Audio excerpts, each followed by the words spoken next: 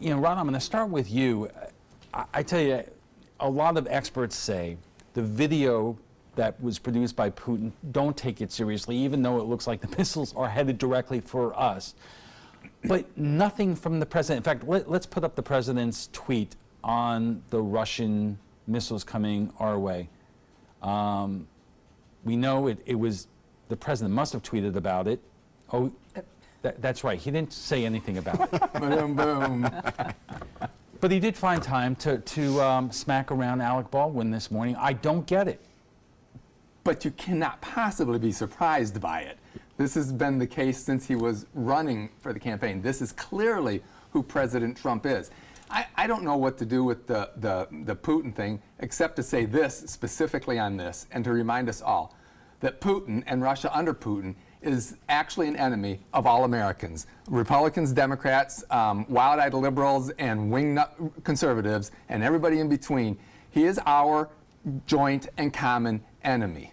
And I think that that should be remembered right here. And it also reminds us, based on what came after the election and how we're finding out now that those Russian bots were promoting pro-Trump demonstrations and anti-Trump demonstrations at the same time to sow discord in the country. I've never seen that come out of the president's mouth. Which is what? That Russia is the enemy of the United States. Well, he said awfully close to that. I mean, I think I could find for you very much to that effect, that Russia, he wants to work with them just like Obama did, just like Clinton did, but they're not our friend.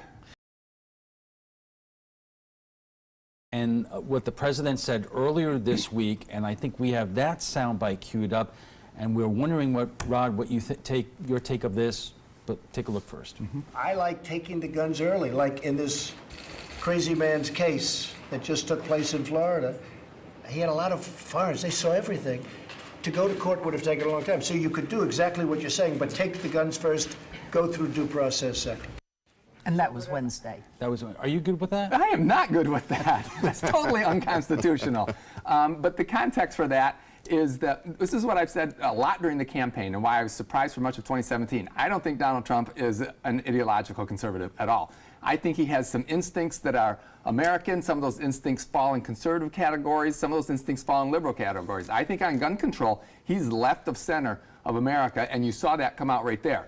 The good news for people like me that are big Second Amendment defenders is that something like that would not get through Congress, and it's already being walked back. But he clearly does not know the intricacies of the issue. He acts instinctively on a lot of these things. So, Rod, do you think that we have a very good chance, when all is said and done, that we are going to end right now exactly where we begin, another mass casualty event, and yet we don't do anything about anything? Well, I hope not, because if we don't do anything about anything, that includes mental health and all the other issues.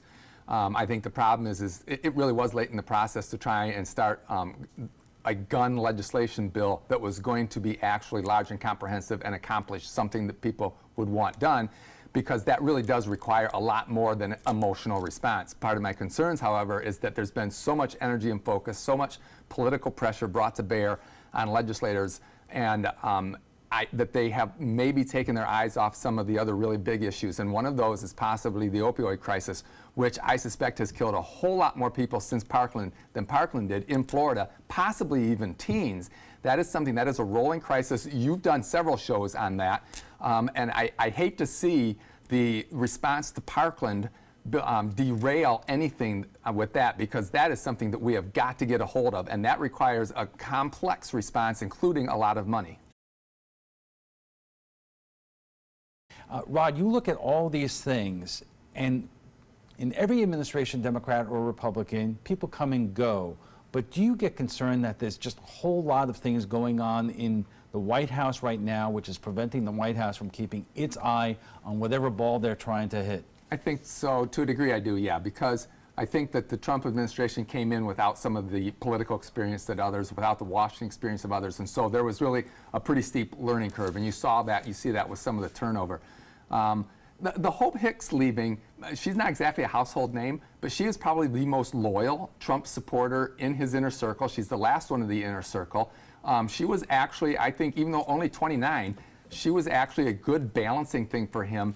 And what struck me about it that I find interesting about her is that obviously as communications director, she knows how to spin things. She understands how spin works. She did not spin her leaving. She just announced it and then walked out the next day with no spin, no leaks. Clearly what has happened a lot is you leak what was really going on and why exactly. And she didn't leak any of that, and she got a bruising over it. And that goes to, I think, because she is that loyal to the president.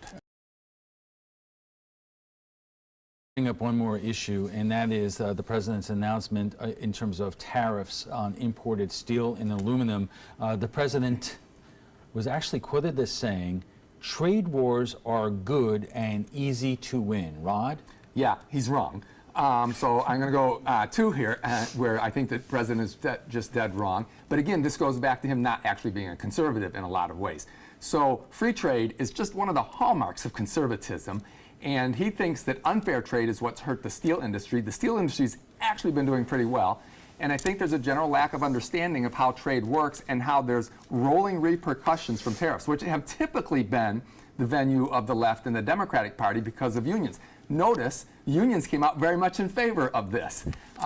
This is just Trump acting instinctively again, kind of a pro-American instinct. But it is bad because what happens is you start trade wars with other countries, and actually everybody gets hurt. Hey, Rod, let me ask you a swampy question. The stories this week about the $500 million, I believe, in loans to Jared Kushner's family, coincidentally by people who met with him in the White House, and you put that on top of Ben Carson buying a $30,000 dining room set for his office at HUD.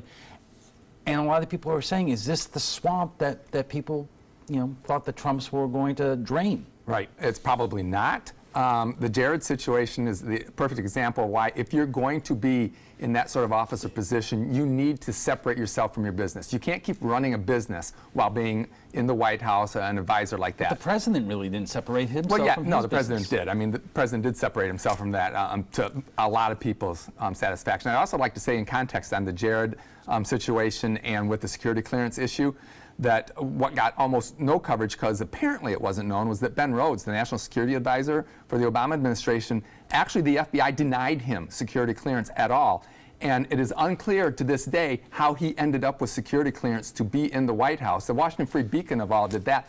But the context being that was not a big deal. This one is a big deal. Different administrations, different coverage. Fair point.